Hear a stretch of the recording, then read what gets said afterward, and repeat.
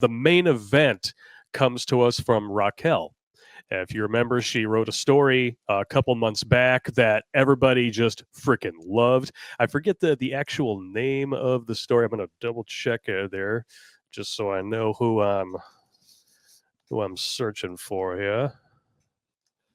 Oh yeah, the good, the bad, and the fugly. If you remember that stream, that was built around her stories, and they were fantastic. She wrote two more that go together: Why Sons Need Fathers and Why Daughters Need Fathers. Yep. This is from a woman's perspective, which is always invaluable because we don't have a ton of chick fans, but the ones that we do tend to be as devout, if not more so, than the dudes. Well, we got one super fan, Tracy. I call her Law Dog. Law Dog. We got Suzanne. We got Carly. We got that one Calliope. Well, there's that one in Ferndale, the trans person. Oh, yeah, Wendy. Wendy, yeah. Yes, we do have trans people watch the show. Yes, that's probably just to anybody out there who actually believes that you can change your gender. That's probably It's not going to happen. Now listen, they call him a heretic. Listen, dudes have been cross-dressing forever. Yeah, and that's all it is, just cross-dressing. Yeah, it's all it is. And if they're gay, so be it. Be gay. All right, whatever. But that doesn't make people perma-patients for big pharma. Yeah. Pop. And that's really what the goal is. And grooming kids so they're uncomfortable in their own body, and then they wind up like becoming zipper tits and and then they get treated the rest of their life like exactly what they are, which is a horse's ass. And they also don't breed. Correct. Yeah, that's the one upside for a lot of these people who are pushing this shit. Yeah, but that's why they're grooming. Yeah, that's why they're grooming. Yep. Yeah. Well, let's get to the story, man. We could go on about the grooming thing forever. It's all good. Why sons need fathers.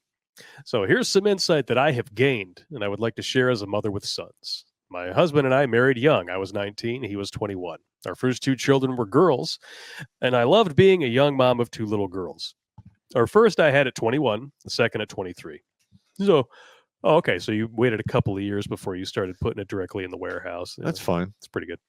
I thought I had this mom thing down until I became pregnant with my third and first boy at the age of 27. We have 5 children total. That's a family. That's a family. Once you go beyond 2 kids, you are officially a family because when you have 2 kids, I got this one, you got that one. You go over 7, you wind up with a whistle sack. Oh yeah, well, not even after that. Once you have one parent and one kid, and then you had a third child in there, you have a free agent. Oh yeah, a free agent of destruction. Okay, and then you have 2 more, and they can form like a conspiracy of destruction. It's like, yeah, I got you. Especially if they're boys, they will figure out how to turn things into weapons, even if it's a piece of cheese and a toothpick. I did it. Yes. Yep. It's natural. And it's hilarious. That's why we are who we are. I love it. It's natural.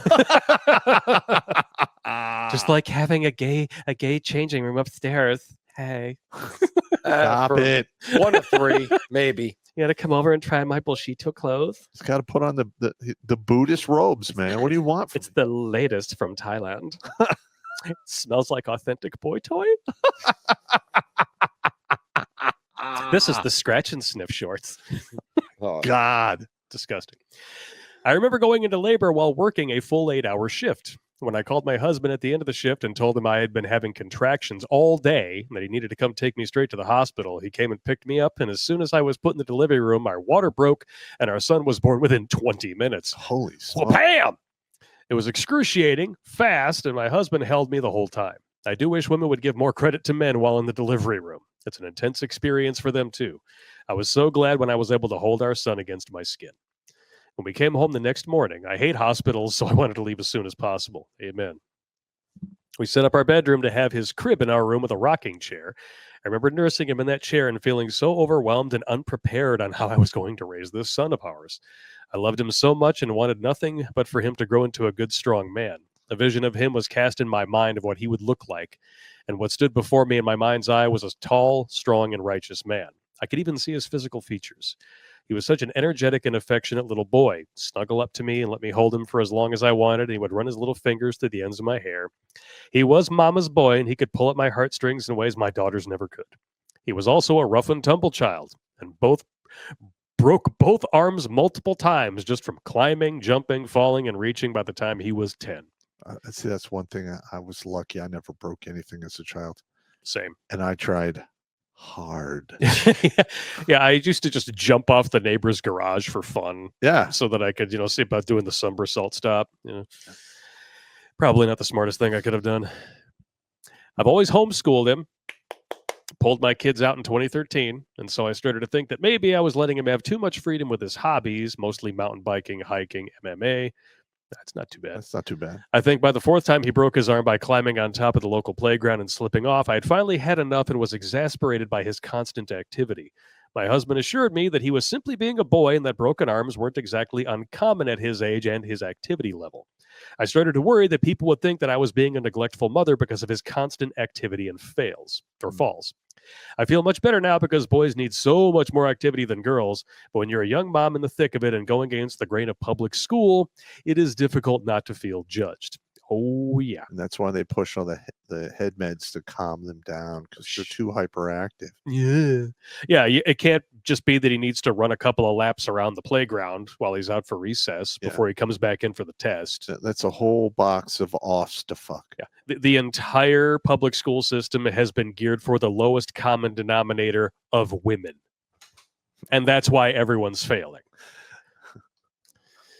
Jail. By the time this son of ours was 12, he had surpassed me in height and strength. Sounds about right. My son is not even 10, and he's already taller than my mom. All right. I mean, she's a little thing now. She shrank a lot. But I'm still just like, damn, I was like 10 or 11 before I passed her up. He's well on his way. Yep. I am 5'4", and he had reached 5'8", it seemed like overnight. Once he figured out that he was stronger than me, the game between me being the parent and he being the child changed. It has to. Yep. He knew that I was no match for him physically and that he could do anything he wanted without me being able to physically stop him. It doesn't mean that you can't make him feel smaller than a fucking mountain of mouse shit just by looking at him, because it's exactly how that shit works. Yeah, my mom did that, and my mom kicked the shit out of me up until I was about 14. Mm-hmm. After that, it became all psychological. Yeah, just because you know that you can physically overpower her doesn't mean you want to. I used to laugh. She started hitting me. I'd be like, ah! Oh, we got a video coming up later on that's going to make you remember that one in a good way. Hilarious. This is when my husband, his father, stepped in, and the very tangible shift took place in my relationship with my son. One day, my son was messing around in the kitchen while I was cooking dinner, and he was purposely getting in my way and being a pain in my ass, saying things like, "What you gonna do, Mom? Spank me?"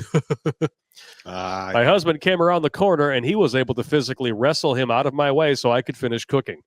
This was all in good humor and fun, but this experience provoked the thought inside of me saying, how on earth do single moms raise their sons? They don't. They don't. They raise boys, not men. Mm-hmm.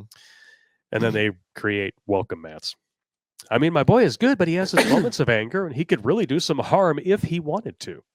How do single moms handle their sons once they're stronger than them?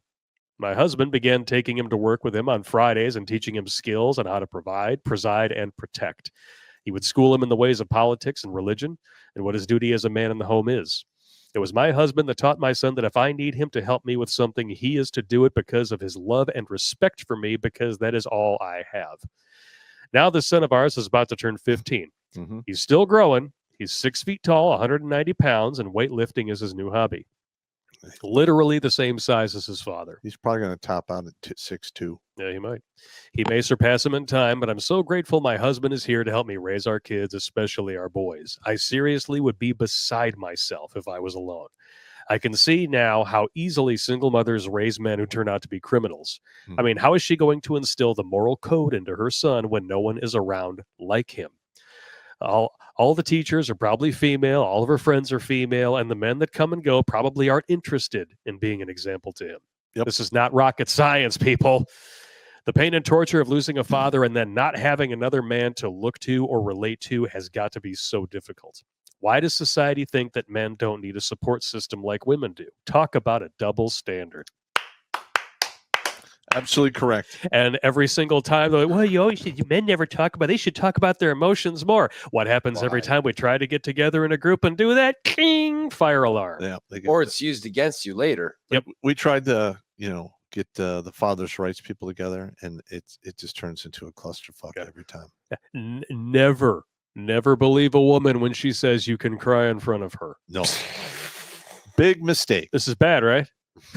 This is bad. Yeah, never do that. Right. I'm telling what's you that? right now. What is this? What is I this have thing? seen the tweets and stories on Reddit from these women who encourage their men to open up to them and be vulnerable to them emotionally. And then as soon as it happens, boom, that pussy's drier than a bucket of sand. It's a shit test. Just the mere fact, if you got to push somebody that hard to do something, it's either A, not natural, or B, just fucking slavery or something. But like it's just a test. And then as soon as you fail that, she knows how far she needs to go to get you to do what she wants you to do. There you go.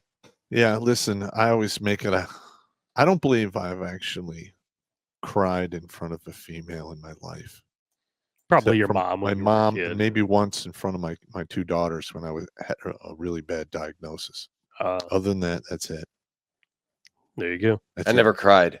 I don't want to dehydrate. Drink your own urine, Bear Grylls. No, I remember like taking bare knuckle shots to the face, getting knocked on my ass, getting up and just keep going, no matter how Power much it through. hurt. No matter how much it fucking hurt, you got to stay in the fucking fight. You get in the pocket. You're going to take some shots. You have to. What you dish out is, listen, when it comes to that, you fight like the third monkey trying to get on Noah's Ark and it's starting to rain, bitch. That's the way it goes. It's like Rocky said, man. It's not about how hard you can hit. It's about how hard you can get hit and keep moving forward, because that's how winning is done. That's absolutely how it works. Boom. Best monologue ever written for a movie right there. We keep using it over and over again in our videos because it's that effective. It's that good. Yeah. And it's so anti-left, it makes me happy. Because it's about owning up to your shit and not letting other people stick a finger in your face and tell you you're no good or that you were not where you want to be because of somebody else keeping you down. Where? No, it's all on you. 90% of everyone's personal problems are self-inflicted. Deal with it. You know how many guys in the military I've stepped over their broken bodies? They're Yeah. like, you can't make it. You're not strong enough. Yeah, who's saying that shit now? Yep. Last paragraph of this email. Our relationship as parents to our children is ever evolving. The mama's boy days are over, and my sweet little boy is now growing into a man. He now comes to me to tell me about his plans, his adventures, and his future goals. He even confides in me about the girls that he likes and is not afraid of me, but actually cares what I think of them and their families. That's actually good. Keep him safe. That's because if your relationship is positive and he can sense it, he will trust your judgment. Yep. He comes to me because he sees how my husband comes to me to talk about the softer things. He sees his father place me as number one, and because of that example, I am able to have a more meaningful relationship with my son. Sons need their fathers so that mothers can have relationships with their sons. Men, you really do make the world go round, and it is my hope that you see your value as a father. Damn, Raquel, you're getting me all misty over here. Thank you. I felt something. Yeah. Now, hang on. Right here next to my cold tingly. black dead heart. I'm just There's going a to tingle. say I got a twang. But A little Now- bit, yeah. no, that was no, it was Probably gas. Watch Grunt Speak live every Tuesday and Thursday at 8 p.m. Eastern. And if you want to join Pop for Supporters Sundays, go to redonkulous.com/donate and make a monthly pledge. A link is in the Meat Gazer box.